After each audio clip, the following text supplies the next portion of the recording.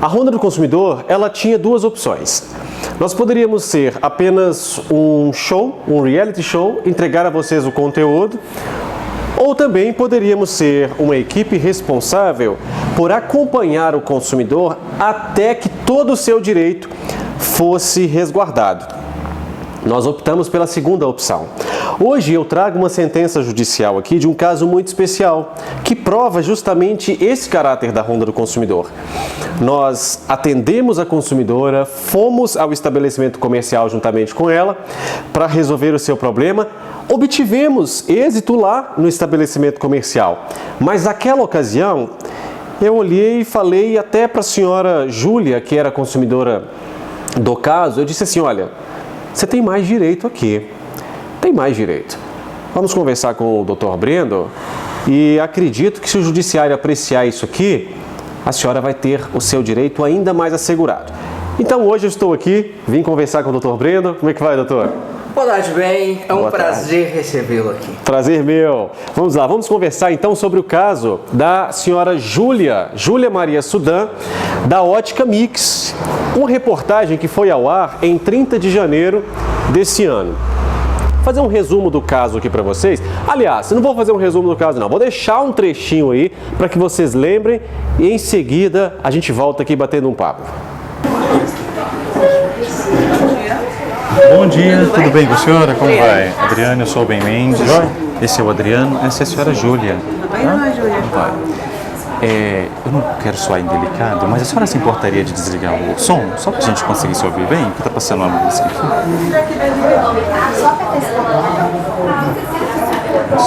Tá, obrigado.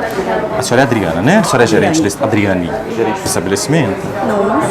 Eu estou responsável, porque o gerente ele teve que viajar. Tá, mas se for alguma coisa que eu possa resolver, a gente vai. Eu acredito que a senhora conseguirá. A senhora Júlia esteve aqui no dia 25, ela foi abordada, né, na rua, porque essa é a prática que vocês captam os clientes, para fazer o exame de vista. Então, foi orientada a ela que ela precisaria de um óculos. A senhora se lembra do caso dela? Não lembro. Não, a senhora não está ciente? Tá, claro. Então, Adriane, falaram para ela que ela precisaria de comprar óculos, né, que seria R$ 1.500.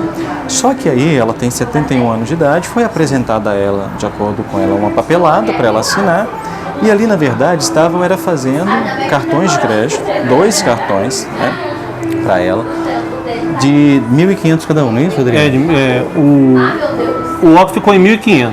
Aí fizeram o débito em 2 cartões. Um cartão Credits e o outro um Brasil Card.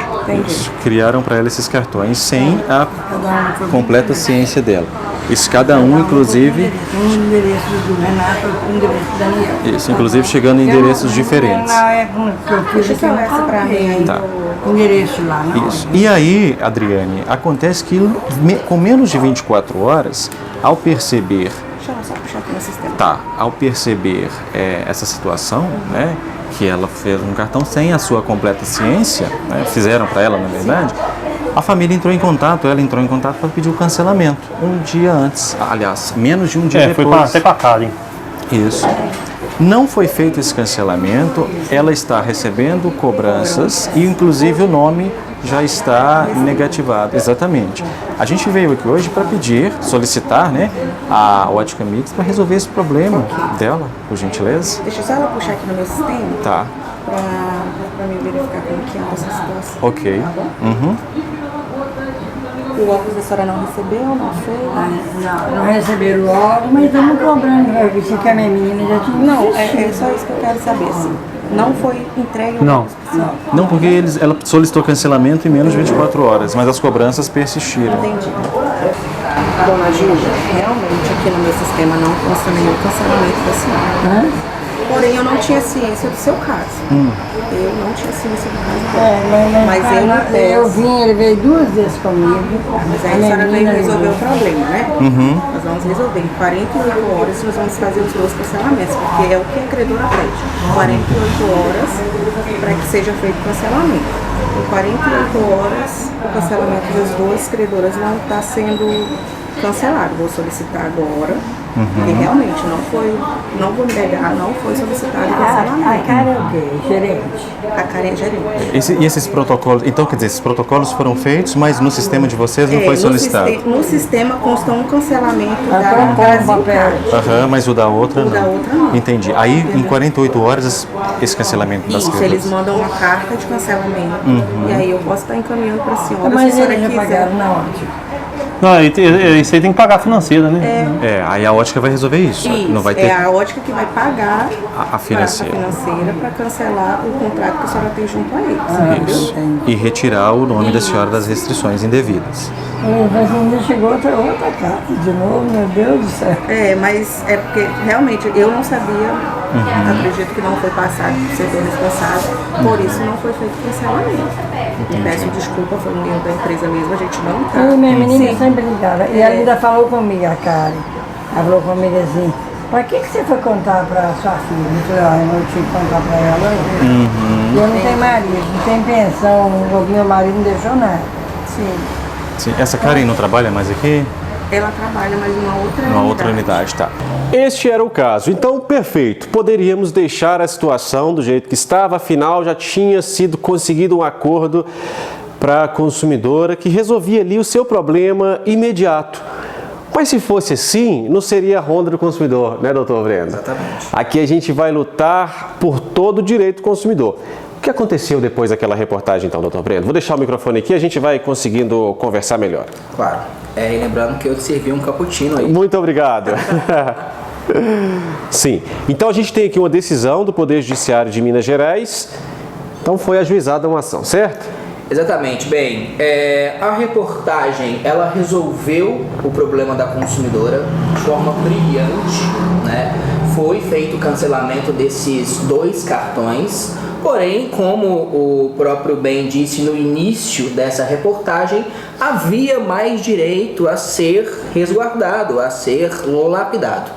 Então, uma demanda judicial foi proposta perante o Juizado Especial da Comarca de Belo Horizonte, onde nós pedimos uma indenização por dano moral por tudo que a dona Júlia sofreu. A negativação do nome dela, a cobrança em duplicidade, a humilhação em si, né? Sim. O juiz reconheceu que houve uma resistência em cancelar, porque a dona Júlia, ela foi até o estabelecimento, ela perdeu tempo ligando, indo até lá, né? E nós tivemos êxito, mais uma vitória judicial aí para a Honda do consumidor, que exalta o caráter sério, né, do projeto e, acima de tudo, o que você falou, resolveu na reportagem, mas ainda assim nós fomos atrás de mais para consumidor. Perfeito, doutor Breno. É exatamente isso. Então, vamos lá, gente. As empresas, elas precisam de entender o seguinte. Existe uma legislação no Brasil, e eu vou falar aqui o que está na sentença, para a gente poder conversar um pouco melhor, o doutor Breno vai explicar. As empresas, elas precisam de entender que existe uma legislação no Brasil que ampara o consumidor. Isso é o Código de Defesa do Consumidor, né? Um fornecedor que não faça um pacto com o Código de Defesa do Consumidor, não cumpra a lei nas suas relações de consumo, nas suas relações consumeristas, essa empresa vai ter que suportar aí o peso da lei. E aí foi o caso aqui, negativação indevida do nome da consumidora. Esse problema todo aí que aconteceu foi apreciado pelo Poder Judiciário, então, como o doutor Breno está dizendo, e aqui eu quero trazer trechos da decisão judicial. Reconhecimento judicial, né? Logo, a cobrança em duplicidade foi indevida. Então, o Poder Judiciário também reconheceu em um documento chamado sentença judicial ou decisão judicial que a duplicidade da cobrança da consumidora foi indevida. Inclusive isso, uma negativação do nome também de forma indevida já gera um dano moral, não é isso? Já gera um dano moral automático. É uma expressão em latim que na verdade in re ipsa, significa automático. Certo, perfeito. E aqui também, aí faz menção ao artigo 42 do Código de Defesa do Consumidor, que dispõe que o consumidor não deve ser cobrado em duplicidade por um débito. Aqui o juiz reconhece, a Justiça reconhece, essa cobrança de duplicidade foi indevida. Outro ponto aqui, bem destacado pelo Dr. Breno, que está na decisão judicial, que a ré, ou seja, o fornecedor, a Ótica Mix, se negou a fazer o cancelamento da compra, que era direito da autora, já que estava sendo cobrada em duplicidade. Outro ponto marcado aqui por nós, que dispõe que houve uma injustificável resistência por parte do fornecedor. Você percebeu isso tudo antes de fazer a petição, né, doutor Breno? Muito bem. O que o juiz percebe lá na frente, uma boa defesa percebe antes e fundamenta, né? Por isso que o direito foi assegurado aqui. Outro ponto interessante ademais, é flagrante que na tentativa de resolver o problema houve perda de tempo útil. Fala um pouco mais sobre isso, doutor, porque o Poder Judiciário diz aqui que houve tempo, aliás, houve perda de tempo útil, incidindo na espécie a hipótese prevista na chamada teoria do desvio produtivo. O que é essa teoria do desvio produtivo? Bem, Mendes, essa sentença ela é raríssima porque em poucas ocasiões o Poder Judiciário adota essa teoria. O que é esta teoria? Como o próprio nome diz, é a teoria do desvio produtivo. É todo aquele tempo que o consumidor gasta tentando resolver um problema que não foi ele que criou. Certo. No caso da Dona Júlia, ela foi ao estabelecimento mais de uma vez presencialmente para tentar cancelar as compras. Ela ligou para lá, ela mandou mensagem no WhatsApp. Agora, se estendendo a outros casos, quando você vai ao banco, você perde tempo na fila, você sacrifica seu horário de almoço, você perde horas com o atendente de telemarketing tentando resolver o seu problema. Então, existe uma teoria que leva em consideração que este tempo que você poderia estar trabalhando, estudando, em lazer, com a sua família, com os seus amigos, isso é convertido em dano moral indenizável. Certo. Então, tudo aquilo que você perde de tempo tentando solucionar um problema criado pelo consumidor, você pode ver indenizado pelo Poder Judiciário. Perfeito. Sendo assim, dispositivo da decisão. Diante do exposto, julgo procedente o pedido para condenar a ré ao pagamento de indenização por danos morais no valor de R$3.000, corrigidos monetariamente a partir da ciência dessa sentença pelos índices da Corregedoria Geral de Justiça do Estado de Minas Gerais e acrescido de juros de mora de 1% ao mês por força do artigo 406 do Código Civil de 2002, igualmente a partir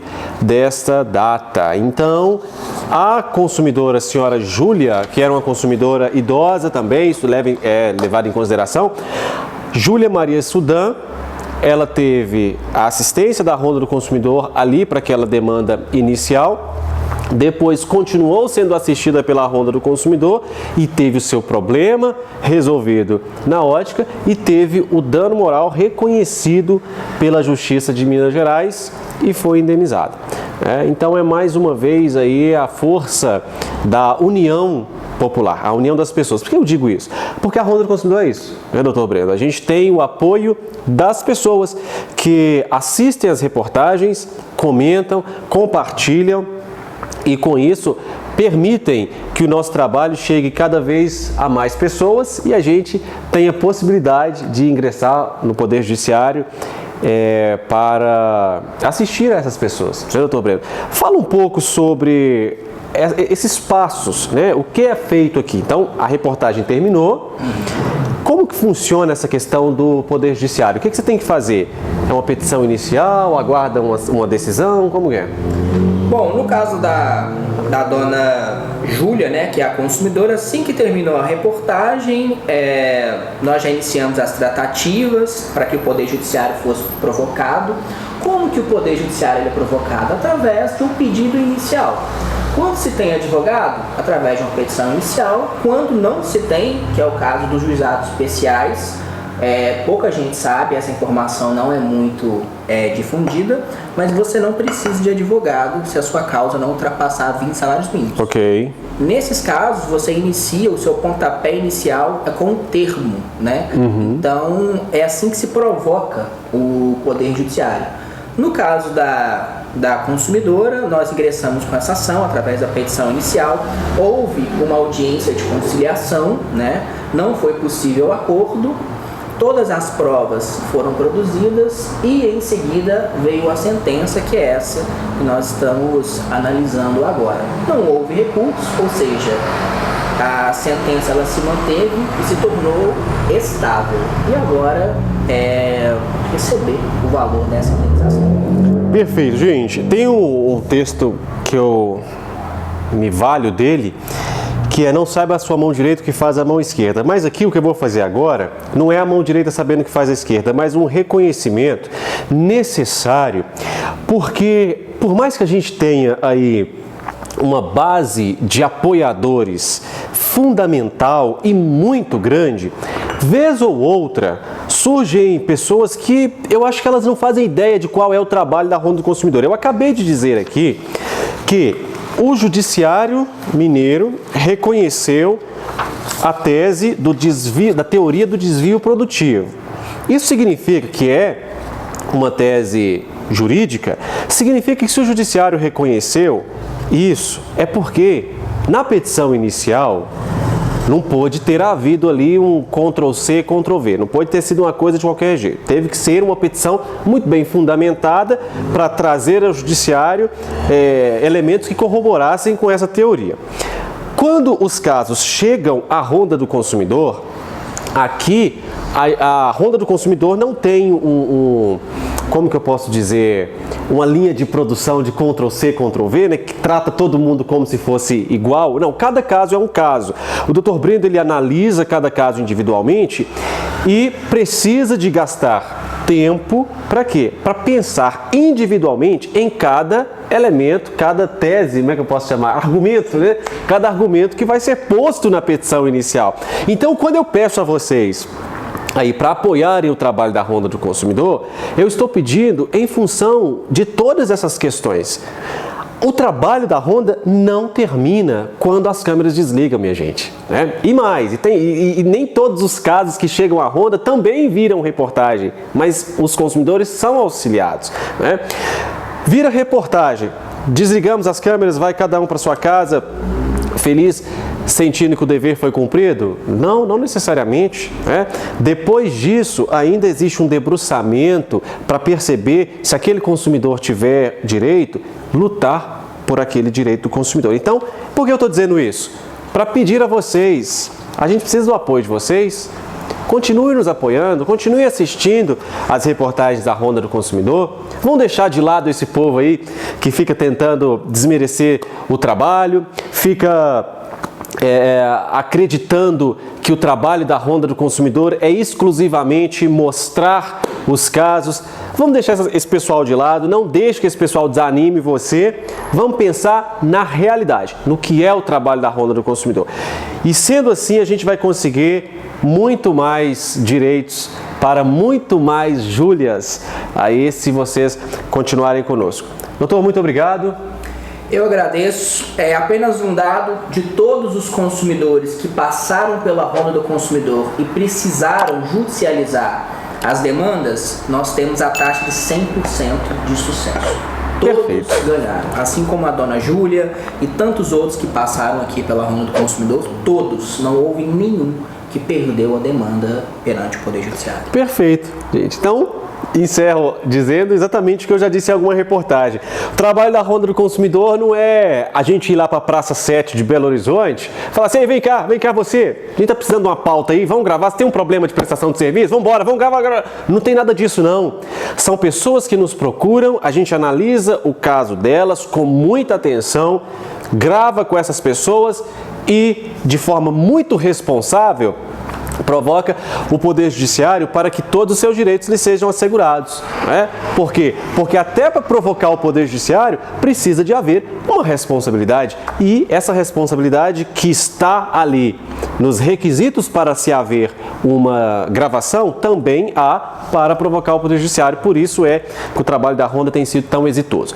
Então, mais uma vez, mais uma decisão judicial favorável ao consumidor. Isso é fortalecimento de democracia. E vamos continuar. A gente não para, não. De Betim, Minas Gerais, que é onde estou aqui hoje, sendo recebido aqui no escritório do Dr. Breno. Bem-vindos para a Honda do Consumidor.